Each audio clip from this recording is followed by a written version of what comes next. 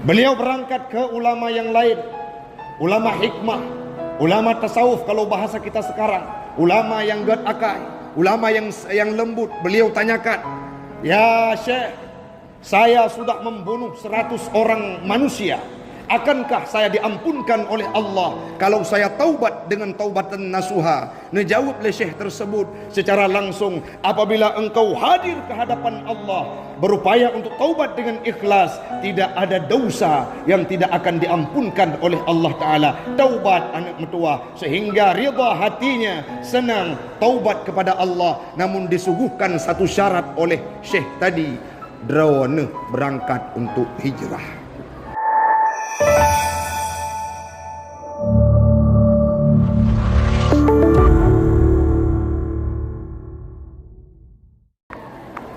Jamaah sidang solat tarawih dan Aisyah sekeyakinan seakidah yang kami muliakan, marilah di awal perjumpaan kita pada malam yang berbahagia ini kita memuja dan memuji Allah, empunya alam semesta, Allah sang Khalik Maha Pencipta, yang masih memberikan kita kesempatan untuk bisa merasakan indahnya bulan suci Ramadan. Selawat dan salam marilah sama-sama kita hantarkan keharibaan baginda Rasulullah sallallahu alaihi wasallam, seorang nabi yang dijamin surga, bahkan tidak akan dimasukkan orang lain dalam surga sebelum Nabi Muhammad itu melangkahkan kaki masuk ke dalamnya. Tetapi beliau beribadah, taubat kepada Allah, mengucapkan istighfar lebih daripada 100 kali, walaupun tidak pernah bersalah, namun menganggap dirinya hina di hadapan Allah dan meminta maaf kepada Allah Subhanahu wa ta'ala. Selawat dan salam kepada al dan sahabat beliau sekalian, alim ulama mutaqaddimin dan mutaakhirin yang muktabar kedua-duanya, yang kita hormati Imam Syekh Masjid Baitur Rahim, yang mana beliau sedang dalam kondisi kurang sehat, semoga akan mampu berjibaku dengan kita kembali. Yang kami hormati BKM, pengurus jamaah sidang solat tarawih dan Aisyah sekeyakinan dan melaki ba Allah lagi malamnya bertanya musapat Allah kumpulkan kita kelak di yaumil qiyamah dalam surganya Allah. Amin amin ya rabbal alamin. Hamba Allah orang syiklun, bapak ibu sekalian yang kami hormati, Ramadan sudah berjalan kurang lebih 4 hari dan ini merupakan malam yang kelima. Ada di antara kita orang-orang yang mereka belum sadar, belum bisa menghargai bulan yang penuh dengan keberkahan, belum bisa memanfaatkan bulan yang penuh dengan keistimewaan, yang mana ada di antara kita, ada di antara masyarakat, ada di antara penduduk yang berada di wilayah kita, yakni Kota Luxmawi dan di sekitarnya, yang mereka masih terbuai dengan kehidupan duniawiyah sehingga masih mengabaikan urgensitas beribadah dalam bulan suci Ramadan. Pakan pegak menan Ustaz, karena terbukti hari ini Pak, sangat banyak masih anak-anak kita yang melakukan maksiat. Tidak hanya di malam hari, mereka juga melakukan maksiat di siang hari. Banyak warga kita yang belum bisa hadir ke masjid. Artinya ada di antara mereka yang belum sadar dengan kedatangan bulan suci Ramadan tahun 1445 ini. Tadi malam Beklam luntume berita, selepas kami solat tarawih sedang minum kopi dengan kawan-kawan, tiba-tiba datang berita. Apa itu? Tawuran tetap masih terjadi sebagaimana mestinya.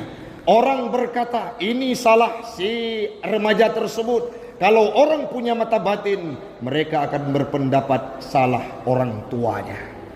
Maka mengabaikan urgensitas untuk menjaga anak juga merupakan salah satu kemaksiatan yang dilakukan oleh penduduk kita sekarang ini. Belum lagi berbicara bagaimana mereka meninggalkan solat, terjadinya perzinahan, terjadinya perjudian, terjadinya mabuk-mabukan. Padahal dalam bulan suci Ramadan ini merupakan momentum untuk kita kembali ke jalan yang benar. Orang-orang yang na mata batin, nyo biasa masjid-masjid penuh sampai malam ke-10 Ramadan. 10 awal Ramadan itu rata-rata orang hadir ke masjid. Kapan baru nampak siapa yang merupakan imannya sudah kuat, orang-orang yang memiliki ketakwaan sejati, orang-orang yang menjelang pertengahan Ramadan mereka masih setia sujud di masjid, mereka masih setia iktikaf di masjid, mereka masih setia untuk membaca Al-Quran. Itu bisa kita lihat pemandangan tersebut pada 10 pertengahan dan akhir Ramadan. Maka malam kelimanya belum tersaring. Ada di antara kita yang kadangkala beribadah karena tidak relevan, tidak hana mangat dengan mak tuan yang nairmo. Maka kita yang hadir malam ini, mari memanfaatkan kondisi bulan Ramadan ini khusus untuk kita taubat dan memohon ampun kepada Allah. Maka itu yang menjadi pembahasan kita pada malam ini. Yang pertama adalah sangat identik. Di sisi lain Allah mengulurkan keampunan-keampunannya. Dalam bulan suci Ramadan kita sebagai hambanya Allah datang untuk meminta taubat, dan insya Allah akan diampunkan dosa kita. Namun perlu kita ingat, kategori taubat ini harus memenuhi 3 aspek atau 3 syarat. Sebagaimana yang disampaikan oleh Imam As-Suyuti dalam tafsirnya. Yang pertama, orang yang ingin taubat dari dosa, mereka akan berjanji ayyan dima ala ma fa'alahu. Orang-orang tersebut menyesal terhadap perbuatan salah, dosa yang pernah dia kerjakan. Maka dalam momentum bulan Ramadan ini, Bapak Ibu sekalian, mari kita buka mata kita. Long jamun pernah salah dengan tetangga, pernah salah dengan keluarga. Urang si kadangkala tak kubah gampung sampornya golong tatanyong keadaan godnya. Kadangkala jangankan untuk kita tanyakan keadaannya, megang kita abaikan kehidupan mereka, acuh tak acuh terhadap kehidupan mereka. Itu merupakan dosa. Maka malam ini ikrar di hadapan Allah, ya Allah, saya menyesal terhadap dosa yang pernah saya kerjakan 1 tahun sebelumnya. Yang pertama, menyesal terhadap dosa. Lantas apa yang kedua, Ustaz? Yang kedua disampaikan oleh Imam As-Suyuti, syarat untuk taubat itu yang kedua adalah ayyazima alla ya'udu, berjanji tidak akan kembali kepada dosa masa lalu. Nah, orang yang pebut dosa taubat malam ini sudah dengar ceramah tausiah, dia yang mana mereka berjanji dalam hatinya akan taubat, tapi ada sugesti di relung hatinya, walaupun taubat selepas pulang dari masjid ini kita akan bergabung dengan komunitas yang melakukan kemaksiatan. Itu belum termasuk dalam kategori taubat. Rame Pak, waktu itu bulan Ramadan hijrah ikut-ikutan. Yang hantam di masjid kasujud di masjid, yang hantam sembahyang jamaah hadir ke masjid, yang tidak pernah nampak mukanya dulu ke masjid, sekarang mereka yang mengisi saf pertama. Kenapa itu bisa terjadi? Alasannya hijrah, padahal mereka pengen dipuji oleh Allah, oleh orang yang berada di sekelilingnya, bukan karena Allah. Maka yang seperti itu tidak termasuk dalam kategori taubat karena tidak menyesal. Yang selanjutnya mereka bukan berangan-angan tidak kembali kepada dosa masa lalu, akan tetapi taubat karena dipengaruhi oleh pandangan manusia. Yang ketiga, syarat yang ketiga untuk taubat, ayyaqlu'a 'anil ma'asi fil hali. Ini disampaikan oleh Imam As-Suyuti. Ada orang-orang yang ingin taubat, tiba-tiba sedang dia melakukan kemaksiatan. Bagaimana caranya? Berhenti secara langsung, secara konstan, secara langsung berhenti untuk melakukan kemaksiatan tersebut, kembali kepada koridor yang benar, dan itu sudah termasuk dalam kategori taubat. Kalau dah pegah leboh syaratnya, getamah le Imam As-Suyuti yang keempat, andai kata kita pernah bersalah dengan tetangga ataupun masyarakat di sekitar kita, minta maaf kepada mereka. Na pernah tacu harta gop pegah laki maah. Na pernah takun ke gop laki maah. Na pernah tapekaru keluarga gop laki maah. Pernah kita namimah, minta maaf kepada orang yang kita zalimi. Itu syarat yang keempat yang ditambah oleh Imam Asyuyuti apabila dosa kita menyangkut dengan orang lain. Lantas pertanyaannya, Ustaz, Tengku, Abi, Abu, kamu yang na di masjid Baitur Rahimnya kadang-kala na urang yang cukup bro dosa hajamun. Cukup le dosa hajamun. Baik ile terpegah kadang-kala mesemayang hantam, tapi uronyo kasadar. Akankah itu diampunkan oleh Allah Subhanahu wa taala? Menyonyan pertanyaan urang siklun, dosa yang besar kita lakukan, pertanyaan kita suguhkan, akankah kami diampunkan dosa oleh Allah wahai Ustaz Tengku Abi? Maka jawabannya sesuai dengan sebuah cerita masa udip Nabi Allah Musa.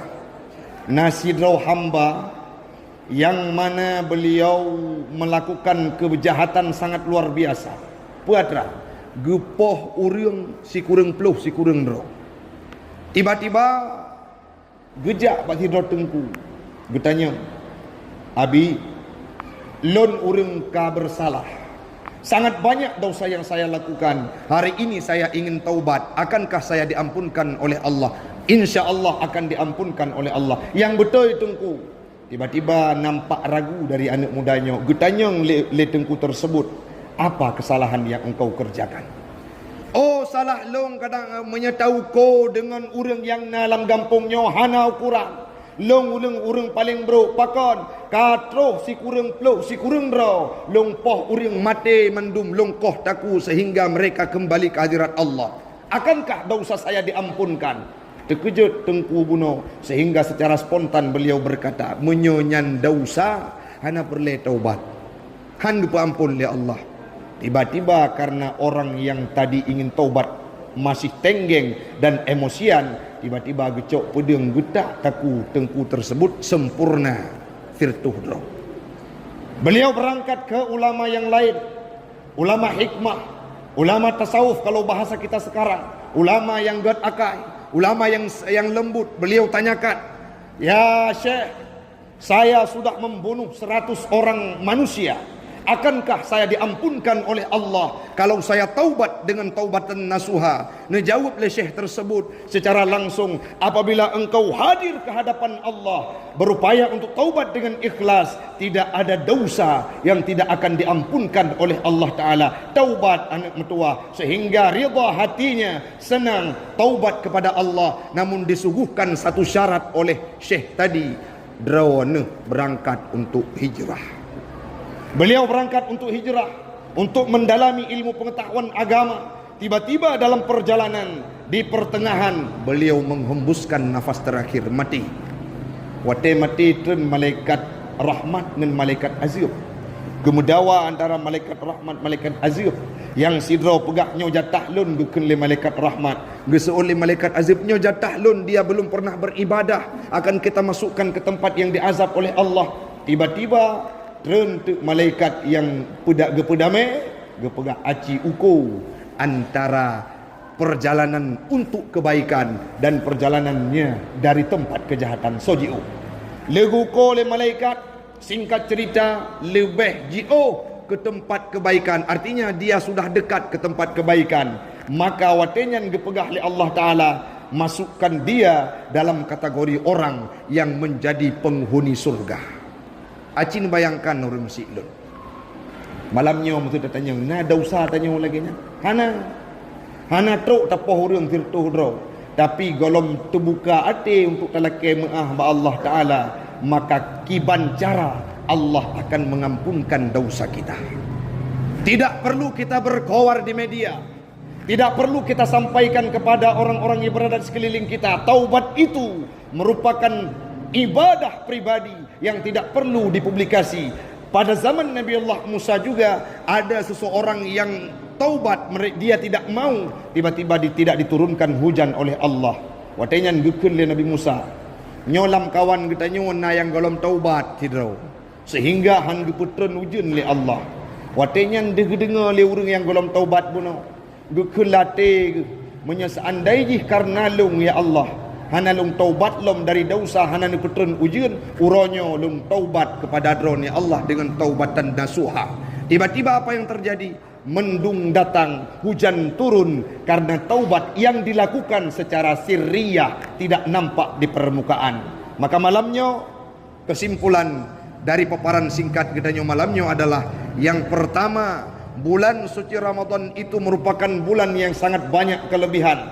Kalau kita utarakan, kita kupas malam ini membutuhkan durasi waktu yang sangat lebar. Tetapi salah satu di antaranya malam-malam Ramadan, bulan-bulan Ramadan, hari-harinya penuh dengan keampunan dari Allah. Mari kita nyoban Bandung yang inong agam anu yang tuha muda, kita berjibaku untuk taubat kepada Allah. Hadir ke masjid, manfaatkan kondisinya, tak anggap urung siklun. Nyawa merupakan puasa terakhir dalam kehidupan gedanyo. Kepua tujuan supaya muncul semangat untuk kita beribadah dan taubat kepada Allah. Sebagai penyemangat di akhir, Nabi Muhammad dalam tafsir Hasyah Sawi karangan Imam As-Suyuti yang luntuan baca, Nabi Muhammad mengucapkan istighfar lebih banyak min 70 marrah, 70 ke lebih le. Bahkan beliau taubat dalam sehari semalam 100 kali. Sedangkan dalam sepak terjang beliau hanya pernah ngepubut dosa, tetapi ingin menghambakan diri di hadapan Allah, taubat sampai 100 kali. Bagaimana dengan kita?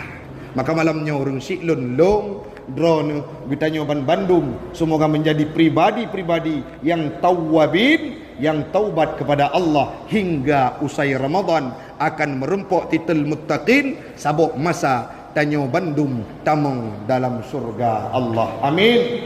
Amin ya rabbal alamin. Hanya ini yang dapat ulun tuan sampaikan. InsyaAllah di lain kesempatan kita akan berjumpa kembali. Ulun tuan mohon izin karena keluarga baru truk dari Banda Aceh, ulun lanjut sembahyang di Masjid Al-Hikmah Cunda. Demikian yang dapat ulun tuan sampaikan. Hadanallah wa iyyakum ajma'in. Assalamualaikum warahmatullahi wabarakatuh.